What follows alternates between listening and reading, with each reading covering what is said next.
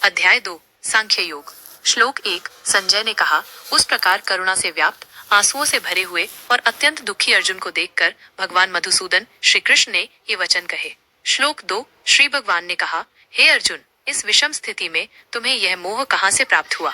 यह श्रेष्ठ पुरुषों द्वारा आचरित नहीं है, न ही स्वर्ग को देने वाला है और न ही कीर्ति को बढ़ाने वाला है। श्लोक 3। हे पार्थ, नपुंसकता को प्राप्त मत हो, ये तुम्हें शोभा नहीं देता। हे परंतप, हृदय की इस तुच्छ दुर्बलता को त्याग कर युद्ध के लिए खड़े हो जाओ। श्लोक 4। अर्जुन ने कहा, हे मधुसूदन, मैं युद्ध में बाणों से भीष्म और द्रोण जैसे पूजनीय गुरुजनों को कैसे मारूंगा? श्लोक 5। इन महानुभाव गुरुजनों को मारकर जीवन जीने से तो भिक्षा का अन्न खाना भी श्रेयस्कर है, क्योंकि इन गुरुजनों को मारकर जो अर्थ और काम भोगों के अभिलाषी हैं, हम इस लोक में रक्त से सने हुए भोगों को ही भोगेंगे। श्लोक 6। हम ये भी नहीं जानते कि हमारे लिए क्या श्रेष्ठ है, हम जीते या वे हमें जीते। जिन धृतराष्ट्र के पुत्रों को मारकर हम जीना भी नहीं चाहेंगे, वे ही ये सामने खड़े हैं। श्लोक 7। मैं कायरता के दोष से ग्रस्त हूँ और मेरा धर्म जानने का निश्चय नहीं हो पा रहा है। जो मेरे लिए निश्चित रूप से कल्याणकारी हो, वो मुझे कहे। मैं आपका शिष्य हूँ, आपकी शरण में आया हूँ, मुझे उपदेश दें। श्लोक 8। क्योंकि मैं ऐसा कुछ भी नहीं देखता जो इंद्रियों को सुखाने वाले मेरे इस शोक को दूर कर सके, भले ही मुझे पृथ्वी पर निष्कंटक राज्य और देवताओं का आधिपत्य भी प्राप्त हो जाए।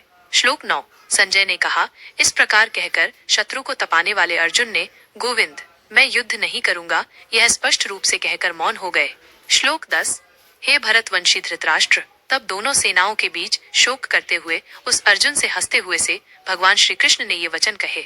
श्लोक 11। श्री भगवान ने कहा, तुम उन लोगों के लिए शोक करते हो जो शोक करने योग्य नहीं है और पंडिताई की बातें करते हो। ज्ञानी लोग न तो जीवित के लिए शोक करते हैं और न ही मृत के लिए। श्लोक 12।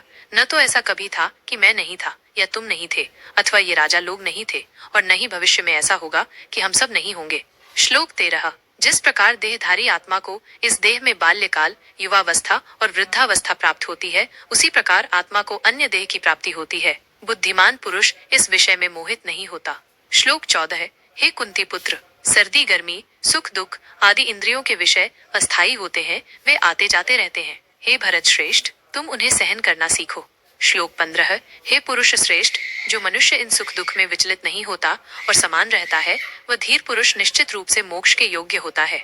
श्लोक 16। असत मिथ्या का अस्तित्व नहीं होता और सत सत्य का अभाव नहीं होता। इन दोनों का तत्व ज्ञानी पुरुषों द्वारा देखा गया है। श्लोक 17। उस अविनाशी को जानो जिससे यह संपूर्ण जगत व्याप्त है। उस अव्यय नष्ट न होने वाले को कोई भी नष्ट नहीं कर सकता। श्लोक 18। ये शरीर नित्य, अविनाशी और अप्रमेय, मापा न जा सकने वाले आत्मा के ही कहे गए हैं, इसलिए हे भरत, युद्ध करो। श्लोक 19। जो इसे आत्मा को मारने वाला समझता है और जो इसे मरा हुआ समझता है, वे दोनों ही नहीं जानते, क्योंकि यह आत्मा न तो मारता है और न ही मारा जाता है। श्लोक 20। यह आत्मा न कभी जन्म लेता है और न कभी मरता है। यह न तो होकर फिर नहीं होने वाला है, क्योंकि यह अजन्मा, नित्य, शाश्वत और पुरातन है। शरीर के मारे जाने पर भी यह नहीं मारा जाता।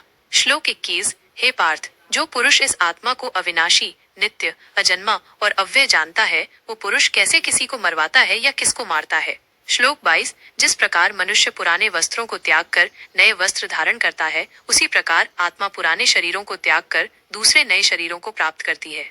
श्लोक 23। इस आत्मा को शस्त्र काट नहीं सकते, अग्नि जला नहीं सकती, जल भिगो नहीं सकता और वायु सुखा नहीं सकती। श्लोक 24। यह आत्मा अच्छेद्य, काटा न जा सकने वाला है, अधाई है, जलाया न जा सकने वाला है, अक्लेद्य, भिगोया न जा सकने वाला है और अशोष्य, सुखाया न जा सकने वाला है। यह नित्य, सर्वव्यापी, स्थिर, अचल और सनातन है।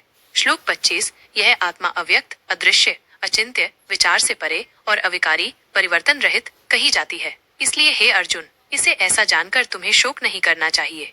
श्लोक 26। और यदि तुम इसे आत्मा को सदा जन्म लेने वाला या सदा मरने वाला मानते हो, तब भी हे महाबाहु, तुम्हें शोक नहीं करना चाहिए।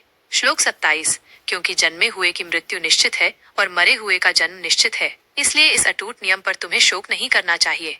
श्लोक 28। हे भरत श्रेष्ठ, सभी प्राणी जन्म से पहले अप्रकट होते हैं, मध्य में प्रकट होते हैं और मृत्यु के बाद फिर अप्रकट हो जाते हैं। इसमें क्या शोक है? श्लोक 29। कोई इसे आश्चर्य के रूप में देखता है, कोई आश्चर्य के रूप में इसका वर्णन करता है और कोई आश्चर्य के रूप में इसे सुनता है और कोई सुनकर भी इसे नहीं जानता। श्लोक 30। हे भरत, यह आत्मा सभी शरीरों में नित्य ही अवध्य, मारने योग्य नहीं है, इसलिए तुम्हें किसी भी प्राणी के लिए शोक नहीं करना चाहिए। श्लोक 31 अपने धर्म को देखकर भी तुम विचलित नहीं होना चाहिए, क्योंकि क्षत्रिय के लिए धर्म युद्ध से बढ़कर और कोई श्रेयस्कर कार्य नहीं है। श्लोक 32 हे पार्थ, जो क्षत्रिय ऐसे अनायास प्राप्त हुए स्वर्ग के खुले द्वार रूपी युद्ध को पाते हैं वे सुखी होते हैं। श्लोक 33 यदि तुम इस धर्म युद्ध को नहीं करोगे तो तुम अपने धर्म और कीर्ति को छोड़कर पाप को प्राप्त होगे। श्लोक 34 और लोग तुम्हारी चिरस्थायी अपकीर्ति का भी सदा बखान करेंगे और सम्मानित व्यक्ति के लिए अपकीर्ति मृत्यु से भी बढ़कर होती है। श्लोक 35 जिन महारथियों ने तुम्हें सम्मान दिया है वे तुम्हें भय से युद्ध से विरत हुआ मानेंगे और तुम जिनकी दृष्टि में सम्मानित थे उनकी दृष्टि में हल्के हो जाओगे। श्लोक 36 तुम्हारे शत्रु तुम्हारी सामर्थ्य का उपहास करते हुए अनेक अकथनीय बातें कहेंगे, इससे अधिक दुखदायी क्या हो सकता है। श्लोक 37 यदि तुम युद्ध में मारे जाओगे तो स्वर्ग को प्राप्त होगे और यदि जीतोगे तो पृथ्वी का राज्य भोगोगे, इसलिए हे कुंती पुत्र युद्ध के लिए निश्चय करके उठो। श्लोक 38 सुख दुख लाभ हानि जय पराजय को समान समझकर फिर युद्ध के लिए तैयार हो जाओ, इस प्रकार तुम पाप को प्राप्त नहीं होगे। श्लोक 39 यह बुद्धि तुम्हें सांख्य योग के विषय में बताई गई है, अब इसे कर्म योग के विषय में सुनो, जिससे युक्त होकर तुम कर्मों के बंधन को त्याग दोगे। श्लोक 40 इस कर्मयोग में न तो कोई आरंभ नष्ट होता है और न ही कोई विपरीत फल होता है। इस धर्म का थोड़ा भी पालन बड़े भय संसार से बचाता है। श्लोक 41 हे कुरुनंदन इस कर्मयोग में निश्चय करने वाली बुद्धि एक ही होती है। जो अनिश्चय वाले होते हैं उनकी बुद्धि अनेक शाखाओं वाली और अनंत होती है। श्लोक 42-43 हे पार्थ जो अविवेकी पुरुष वेदों के अलंकृत वचनों में मोहित रहते हैं, जो कहते हैं कि इसके अतिरिक्त और कुछ नहीं है, जो कामनावश स्वर्ग को ही परम लक्ष्य मानते हैं और जो जन्म कर्म फल देने वाली तथा भोग और ऐश्वर्य की प्राप्ति के लिए अनेक प्रकार की क्रियाओं का वर्णन करने वाली पुष्पवत सुंदर वाणी का बखान करते हैं, ऐसे पुरुषों की बुद्धि समाधि में स्थिर नहीं होती। श्लोक 44 जो भोगों और ऐश्वर्य में आसक्त हैं और जिनकी बुद्धि उन वचनों द्वारा हर ली गई है, उनकी निश्चय करने वाली बुद्धि समाधि में स्थिर नहीं होती।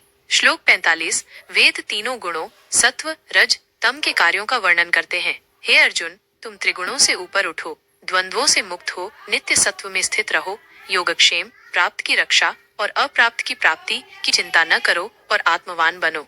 श्लोक 46 जिस प्रकार चारों ओर से जल से भरे हुए महान सरोवर के प्राप्त होने पर छोटे जलाशय का जितना प्रयोजन रहता है, उतना ही प्रयोजन सभी वेदों में तत्व को जानने वाले ब्राह्मण का रहता है। श्लोक 47 तुम्हारा अधिकार केवल कर्म करने में है, फलों में कभी नहीं, इसलिए तुम कर्म फल के हेतु मत बनो और न ही कर्म न करने में आसक्त हो। श्लोक 48 हे धनंजय आसक्ति को त्याग कर सिद्धि और असिद्धि में समान बुद्धि होकर योग में स्थित होकर कर्म करो, समत्व ही योग कहलाता है। श्लोक 49 हे धनंजय बुद्धि योग से कर्म को अत्यंत हीन समझो, बुद्धि में शरण लो, फल के हेतु दीन होते हैं। श्लोक 50 बुद्धिमान पुरुष इस जन्म में ही पुण्य और पाप दोनों को त्याग देते हैं, इसलिए तुम योग के लिए प्रयत्न करो, योग कर्मों में कुशलता है। श्लोक 51 क्योंकि बुद्धिमान जन कर्मों से उत्पन्न फल को त्याग कर जन्म मृत्यु के बंधन से मुक्त होकर परम पद को प्राप्त करते हैं। श्लोक 52 जब तुम्हारी बुद्धि मोह की दलदल को पार कर जाएगी तब तुम सुने हुए और सुनने योग्य सभी बातों से विरक्ति को प्राप्त होगे। श्लोक 53 जब तुम्हारी बुद्धि वेदों से विचलित न होकर समाधि में स्थिर हो जाएगी तब तुम योग को प्राप्त होगे। श्लोक 54 अर्जुन ने कहा हे केशव स्थिर बुद्धि वाले समाधि में स्थित पुरुष के क्या लक्षण हैं? वो स्थित प्रज्ञ कैसे बोलता है, कैसे बैठता है और कैसे चलता है? श्लोक 55 श्री भगवान ने कहा हे पार्थ जब मनुष्य मन में स्थित संपूर्ण कामनाओं को त्याग देता है और आत्मा में ही आत्मा से संतुष्ट रहता है तब वो स्थित प्रज्ञ कहा जाता है। श्लोक 56 दुखों में जिसका मन विचलित नहीं होता, सुखों की इच्छा जिसे नहीं होती और जो राग भय तथा क्रोध से रहित होता है, ऐसा मुनि स्थिर बुद्धि कहा जाता है। श्लोक 57 जो सब ओर से आसक्ति रहित होकर शुभ और अशुभ की प्राप्ति पर प्रसन्न नहीं होता और नहीं द्वेष करता है, उसकी बुद्धि स्थिर होती है। श्लोक 58 और जब यह पुरुष इंद्रियों के विषयों से इंद्रियों को सब ओर से वैसे ही खींच लेता है जैसे कछुआ अपने अंगों को समेट लेता है, तब उसकी बुद्धि स्थिर होती है। श्लोक 59 इंद्रियों के विषय निराहारी पुरुष के लिए तो निवृत्त हो जाते हैं, किंतु उनमें आसक्ति बनी रहती है। उस आसक्ति का भी परम तत्व परमात्मा का दर्शन होने पर विनाश हो जाता है। श्लोक 60 हे कुंती पुत्र प्रयत्न करते हुए बुद्धिमान पुरुष के मन को भी ये इंद्रियां बलात् हर लेती हैं। श्लोक 61 उन सभी को वश में करके योगी समाहित होकर मेरे परायण बैठे, क्योंकि जिसकी इंद्रियां वश में होती है उसकी बुद्धि स्थिर होती है। श्लोक 62 विषयों का चिंतन करते हुए पुरुष की उनमें आसक्ति हो जाती है, आसक्ति से कामना उत्पन्न होती है और कामना से क्रोध उत्पन्न होता है। श्लोक 63 क्रोध से सम्मोहन मूढ़ता उत्पन्न होता है, सम्मोहन से स्मृति भ्रम होता है, स्मृति भ्रम से बुद्धि का नाश होता है और बुद्धि के नाश से पुरुष का पतन हो जाता है। श्लोक 64। किंतु जो पुरुष राग और द्वेष से रहित होकर अपने वश में की हुई इंद्रियों द्वारा विषयों को भोगता है, वो प्रसन्नता को प्राप्त होता है। श्लोक 65। प्रसन्नता होने पर उसके सभी दुखों का नाश हो जाता है और प्रसन्न चित्त पुरुष की बुद्धि शीघ्र ही स्थिर हो जाती है। श्लोक 66। असमाहित, जिसकी इंद्रियां वश में नहीं है, पुरुष के लिए न तो बुद्धि है और न भावना। भावना रहित को शांति कहाँ से मिलेगी और अशांत को सुख कहाँ से मिलेगा। श्लोक 67। क्योंकि इंद्रियों में से कोई एक भी इंद्रिय यदि मन के साथ मिलकर विषयों में विचरण करती है, तो वह उसकी बुद्धि को वैसे ही हर लेती है जैसे वायु जल में नाव को हर लेती है। श्लोक 68। इसलिए है महाबाहु, जिसकी इंद्रियां इंद्रियों के विषयों से सब प्रकार से निगृहीत वश में है, उसकी बुद्धि स्थिर होती है। श्लोक 69। जो सब प्राणियों के लिए रात्रि है, उसमें संयमी पुरुष जागता है, और जिसमें सब प्राणी जागते हैं, वो ज्ञानी मुनि के लिए रात्रि है। श्लोक 70। जैसे नदियां सभी दिशाओं से आकर समुद्र में मिलती हैं और समुद्र शांत बना रहता है, उसी प्रकार जिस पुरुष में सभी कामनाएं प्रवेश करती हैं, वह शांति को प्राप्त होता है, न कि कामनाओं को चाहने वाला। श्लोक 71। जो पुरुष संपूर्ण कामनाओं को त्याग कर निष्प्रह, इच्छा रहित, निर्मम, अहंकार रहित और शांत होकर विचरता है, वह शांति को प्राप्त होता है। श्लोक 72। हे पार्थ, ये ब्राह्मी स्थिति है। इसे प्राप्त होकर पुरुष मोहित नहीं होता। इसमें अंतकाल में भी स्थित होकर ब्रह्मा निर्वाण, ब्रह्म में लीनता को प्राप्त करता है। ये श्रीमद् भगवद गीता के अध्याय 2 का संपूर्ण हिंदी अर्थ है। अगर आपको सनातन धर्म की कोई भी पुस्तक फ्री में पढ़नी हो या ऑडियो सुननी हो या सनातन विज्ञान को जानना हो तो डाउनलोड करें वेद पुराण और सनातन ज्ञान एप्लीकेशन प्ले स्टोर से अभी डाउनलोड करें।